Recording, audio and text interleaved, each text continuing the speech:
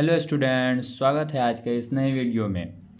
पिछले क्लास में हमने आप लोग को क्लास 12th के मैथमेटिक्स के पहला चैप्टर संबंध एवं फलन के बारे में बताया। कुछ बेसिक जितनी भी चीज़ें थे सारी चीज़ें आप लोग को बता दी। आज हम लोग को जानना था संबंध के प्रकार। पिछले वीडियो में 2 प्रकार भी बताए थे। आज जो आप लोगों को बोले थे कि इम्पोर्टेंट 3 प्रकार बताने हैं, इस वीडियो में आज हम लोग उसको पूरे तरीके से पढ़ेंगे, समझेंगे और उसके कुछ एग्जाम्पल्स को भी करेंगे ताकि हमारे कॉन्सेप्ट माइंड में पूरी तरीके से क्लियर हो जाए कि आखिर क्या होते हैं, संबंध के प्रकार क्या होते हैं। सबसे पहले तो आप लोग ये जान लीजिए कि संबंध के जो मेनली प्रकार जो होते हैं वो होते हैं 3 प्रकार। इसमें सबसे पहला आता है हमारा स्वतुल्य, दूसरा आता है हमारा सम्मित और तीसरा आता है संक्रामक। एक और होता है चौथा, जिसको कि हम लोग बोलते हैं तुल्यता संबंध। ये ज़्यादा कुछ नहीं होता है, ये चौथा जो है तुल्यता संबंध, ये कुछ उतना इंपॉर्टेंट नहीं रखता, लेकिन सबसे ज़्यादा स्वतुल्य, सम्मित और संक्रामक बहुत इंपॉर्टेंट होता है। अब जैसे जस्ट फॉर एग्जांपल मान करके चलते हैं कि हमारे पास 2 परिवार है, संबंध है, ये भी ए हो गया और ये भी ए हो गया, इन दोनों के बीच का रिलेशन। इसके अंदर 1 2 3 और 4 हैं, इसके अंदर भी 1 2 3 और 4 हैं। तो सबसे पहले आप समझिए कि स्वतुल्य के लिए क्या होता है। स्वतुल्य के लिए क्या होगा कि जैसे जो 1 है, ये 1 1 से संबंध रखेगा, 2 2 से संबंध रखेगा, 3 3 से संबंध रखेगा, 4 4 से रखेगा। यदि इनफैक्ट यदि 1 किसी और से भी संबंध रख रहा है, हमको उससे कोई प्रॉब्लम नहीं है, लेकिन यदि स्वतुल्य होना है तो यह सबसे ज़्यादा इंपॉर्टेंट होता है कि 1 को 1 से तो संबंध रखना ही पड़ेगा, 2 को 2 से रखना ही पड़ेगा, 3 को 3 से संबंध रखना ही पड़ेगा और 4 को 4 से संबंध। यानी कि जस्ट फॉर एग्जाम्पल के तौर पे आप देख लीजिए तो स्वतुल्य के लिए रिलेशन क्या क्या होंगे। उसके लिए होना चाहिए 1 1 1 2 सॉरी 2 2 3 3 और 4 4। ये जरूर होने चाहिए ही चाहिए, तभी वह संबंध स्वतुल्य संबंध कहलाएगा, अन्यथा नहीं कहलाएगा। ये स्वतुल्य के लिए हुआ। अब जब बात की जाए सम्मित के लिए, तो सम्मित का क्या होता है कि उसको एक तरीके से लिखा जाता है A, B और फिर दूसरा होना चाहिए तो B, A होना चाहिए। यानी यदि एक इससे लिया जा रहा है, एक इसके अवयव है, एक इसके अवयव है, तो उसके जस्ट सिमेट्रिक होना चाहिए, उल्टा होना ही चाहिए। A1 जैसे यहाँ पर A है, ये भी A है, A और B मत लीजिए, समझ लीजिए आप कि ये A1 है और इससे कोई लिया हुआ A2 है, तो A1 लिए A2 लिए तो फिर सिमेट्रिक होना चाहिए, A2 और A1 होना चाहिए। मान करके चलते हैं कि जैसे 1 1 से संबंध रख रहा है तो 1 2 से भी संबंध रख रहा है, तो क्या बनेंगे रिलेशंस। जैसे कि 1 2 से भी संबंध रख रहा है तो ये बन जाएगा आपको 1 2 से संबंध रख रहा है।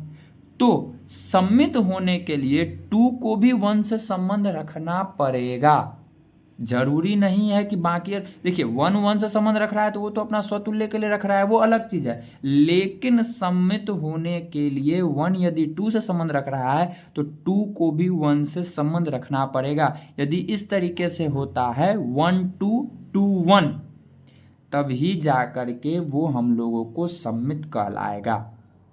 और इंपॉर्टेंट एक और आता है संक्रामक। संक्रामक के लिए क्या होता है कि जैसे मान के चलते हैं A1 और A2 इसको लिए, अब इसी तरीके से संबंध में ही लेकर के चलते हैं कि A1 और A2 संबंध रखे R से, उसके बाद फिर A2 और A3 भी संबंध रखे R से, तब क्या होगा कि हमको ये हटेगा और A1 और A3 को भी संबंध रखना पड़ेगा R से। जब ये चीज़ें होंगी तब वो कहलाता है संक्रामक। ये आपको समझ में जल्दी नहीं आएगा, संक्रामक थोड़ा सा भारी पड़ता है। स्वतुल्य और सम्मित आप इजीली समझ सकते हो, बट संक्रामक के लिए थोड़ा सा आपको मेहनत करना पड़ेगा, थोड़ा सा आपको ध्यान देना पड़ेगा कि आखिर यह संक्रामक कहाँ से आ रहा है। संक्रामक इतना ज़्यादा इजीली आपको समझ में हो सकता है तो नहीं भी आएगा, तो उसके लिए थोड़ा सा आप लोग को ध्यान देना पड़ेगा, थोड़ी सी मेहनत करनी पड़ेगी।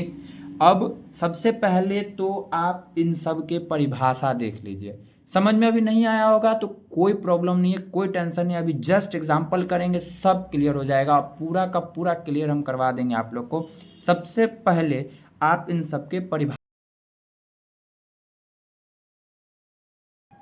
ये देखिए, सबसे पहले उसके लिए आपको यहाँ पर मिल गया परिभाषा। स्वतुल्य के लिए क्या है वो आप सबसे पहले गौर से देख लीजिए। स्वतुल्य यानी कि रिफ्लेक्सिव। रिफ्लेक्सिव के लिए क्या होगा कि समुच्चय ए पर परिभाषित संबंध आर स्वतुल्य कहलाएगा। कब कहलाएगा? यदि प्रत्येक ए बिलोंग करेगा ए से ए बिलोंग करना चाहिए, एकदम सेम होना चाहिए, और ए कॉमा ए बिलोंग करे रिलेशन से, यानी कि जो उसका रिलेशन निकलता है, जो उसका संबंध निकलता है, उसमें दोनों तरफ के अवयव सेम हो, एकदम सेम हो, वो आपको कहलाएगा स्वतुल्य। अब सम्मित समझते हैं। तो सम्मित देखिए, समुच्चय ए पर परिभाषित संबंध आर सम्मित कहलाएगा यदि प्रत्येक A1 A2 बिलोंग करे ए से के लिए A1 A2 belong to are से A2 और A1 बिलोंग्स टू आर, यानी A1 और A2 बिलोंग कर रहा है आर से, तो A2 और A1 भी होना चाहिए, मतलब उसका जस्ट सिमेट्रिक होना चाहिए, उल्टा होना भी चाहिए, तब वो कहलाता है सम्मित। और संक्रामक के लिए वही चीज़ दिया हुआ है कि A1 A2 और A3 बिलोंग करे ए में, A1 और A2 आर से, तो फिर A2 और A3 आर से, तब A1 और A3 को भी आर से प्राप्त हो। तुल्यता तो नॉर्मल बता ही दिया आप लोग को कि उतना ज़्यादा कुछ नहीं है। देख लीजिए, ए पर परिभाषित संबंध आर तुल्यता संबंध कहलाएगा यदि वह सतुल्य, सम्मित तथा संक्रामक भी हो, यानी कि तीनों का तीनों जो संबंध होता है उसी को कहा जाता है तुल्यता संबंध। कोई बहुत भारी चीज़ नहीं है। अब बारी आया एग्जाम्पल समझने का। अब देखिए एग्जाम्पल्स कैसे कैसे हैं। ए बराबर 1 2 3, यानी ए में 1 2 3 है, रिलेशन ए से ए का है, यहाँ पे कोई दिक्कत नहीं है। पहला क्वेश्चन देखिए क्या दिया हुआ है कि r बराबर 1 1 1 2 1 3 2 2 और 3 3। अब हमको सबसे पहले स्वतुल्य के लिए क्या चाहिए, तो अभी जस्ट बताए ए चाहिए, यानी एक जैसा होना चाहिए। तो यहाँ पे देखिए 1 1 है, फिर 2 के लिए चाहिए तो 2 2 है, फिर 3 के लिए चाहिए तो ये 3 3 है, यानी कि यह संबंध कैसा है? स्वतुल्य है, कोई प्रॉब्लम नहीं। अब नेक्स्ट देखिए स्वतुल्य के लिए, ये दूसरा नंबर देखिए 1 1 तो है, 2 2 है नहीं है, बस जैसे ही हमको दिख रहा है कि 2 2 नहीं है, बस यहीं पे खेल खत्म, यानी कि यह स्वतुल्य नहीं है। अब बारी आया इसका, इसमें तो ना 1 1 है, ना 2 2 है, ना 3 3 है, तो यह भी आपको क्या हो गया?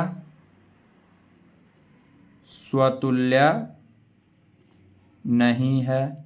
अब इसमें देखिए 1 1 है, 2 2 है और 3 3 भी है। देखिए 1 से लेके 3 तक ही है। अब आपके मन में आएगा कि यदि 4 4 होगा तो 4 से हमको मतलब नहीं है, क्योंकि ए में 4 नहीं ना है, ए में 1 2 और 3 है, तो इसीलिए हमको स्वतुल्य के लिए क्या क्या चाहिए? 1 1 चाहिए, 2 2 चाहिए और 3 3 चाहिए। 4 4 से हमको मतलब है, यदि है कोई प्रॉब्लम नहीं, नहीं है फिर भी हमको कोई प्रॉब्लम नहीं है। तो ये तीनों चीज़ है इसमें, यानी कि यह क्या है? स्वतुल्य है। अब पांचवा देखिए 1 1 है, 2 2 है, 3 3 है, ये भी है, यानी इसमें भी स्वतुल्य है, कोई प्रॉब्लम नहीं। अब बारी आता है यदि सम्मित निकालने के लिए। तो देखिए सम्मित के लिए क्या करता है। सम्मित के लिए हमने क्या कहा है? A1 A2 और फिर A2 A1 होना चाहिए। ओके, अब देखिए 1 1 है, इसका A2 और A1 करेंगे, इसका जस्ट सिमेट्रिक उल्टा करेंगे, फिर भी 1 1 होगा, है ही। 1 2 है, अब क्या 2 1 है? 1 2 है तो 2 1 है, देखिए 2 1 है नहीं है, यानी जैसा ही 2 1 नहीं है तो यह सम्मित नहीं है। अब दूसरे पे आते हैं, 1 1 का उल्टा 1 1 होगा, है ही। 1 2 है और इसका उल्टा 2 1 होगा, तो जस्ट 2 1, 1 2 2 1 दोनों का दोनों मौजूद है, यानी कि यह क्या है, सम्मित है। एकदम एग्जाम्पल से आप समझते चलिए कैसे क्या है। अब बारी आता है तीसरा, 1 2 2 1, ये तो और कुछ है ही नहीं, ये तो सबसे मेन आपको क्लियरली दिख रहा होगा कि सम्मित ही है, तो यह क्या लिख देंगे इसमें हम लोग,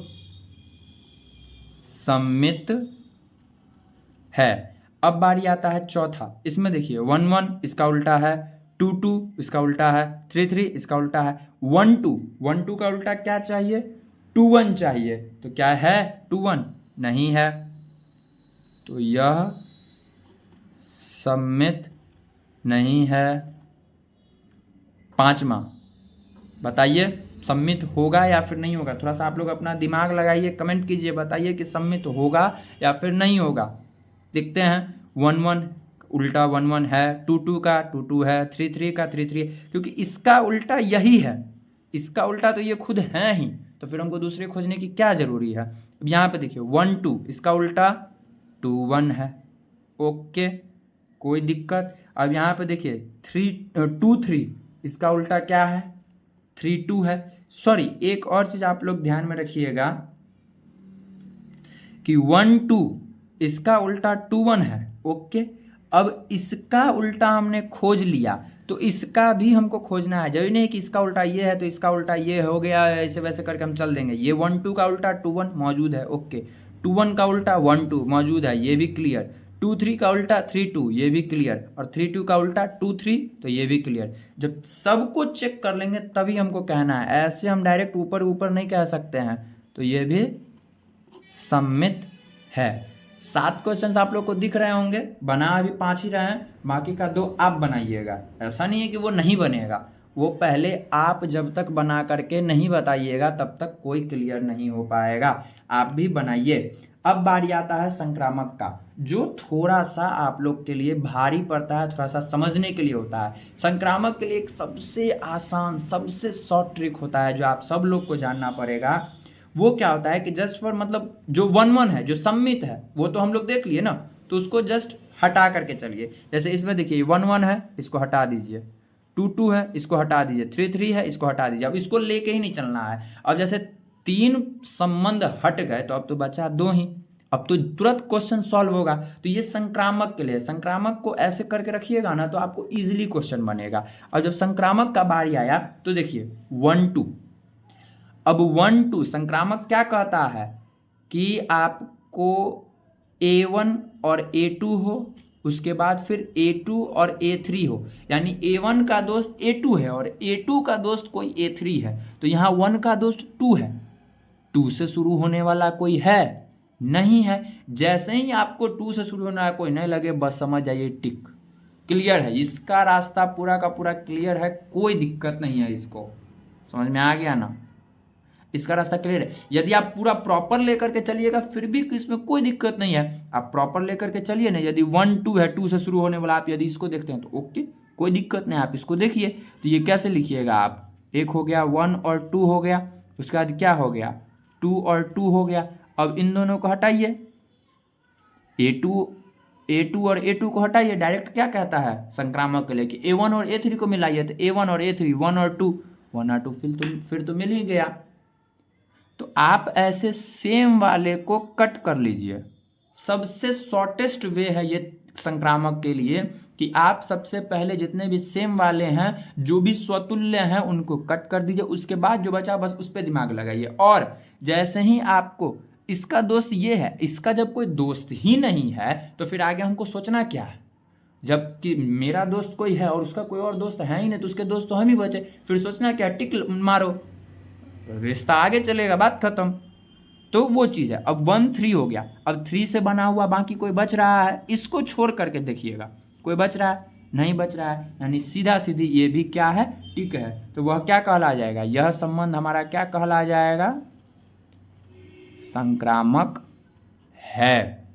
कोई प्रॉब्लम नहीं है ऐसे बनाने में। अब देखिए यहाँ पे भी 1 1, इसको कट कर दीजिए, ओके। 1 2, A1 और A2, 2 से शुरू होने वाला यहाँ पे दिख रहा है, 2 और 1 है। ओके, कोई दिक्कत है? अब इन दोनों को हम हटाते हैं तो क्या बचा? 1 1 बचा। चलिए यहाँ पर तक तो संक्रामक ठीक है, तो हम इसको चेक किए, ये हमारा डन, 1 1 है, 1 1 है यहाँ, चलिए ये डन है हमारा। अब 2 1 को देखिए, तो 2 1 के लिए उल्टा क्या चाहिए? 2 1 के लिए और कोई दूसरा बचा ना, तो 2 1 के लिए 1 2 बचा। अब इसको यहाँ पे यदि लिखा जाए 2 1 और फिर इधर क्या आ गया? 1 और 2। अब इन बीच वाले को यदि हटाते हैं तो क्या हमको चाहिए? 2 2 चाहिए। है 2 2? नहीं है। ये तो क्लियर कर लिया, ये वाला तो अपना क्लियर हो गया, लेकिन यहाँ पे मामला क्या हो गया? फंस गया। इसीलिए यह क्या है? संक्रामक नहीं है। बहुत शांति से आप इसको समझने का कोशिश कीजिए। अब देखिए तीसरा नंबर का बारी आता है। ये तो आप लोगों को क्लियर दिख रहा होगा, 1 2 2 1।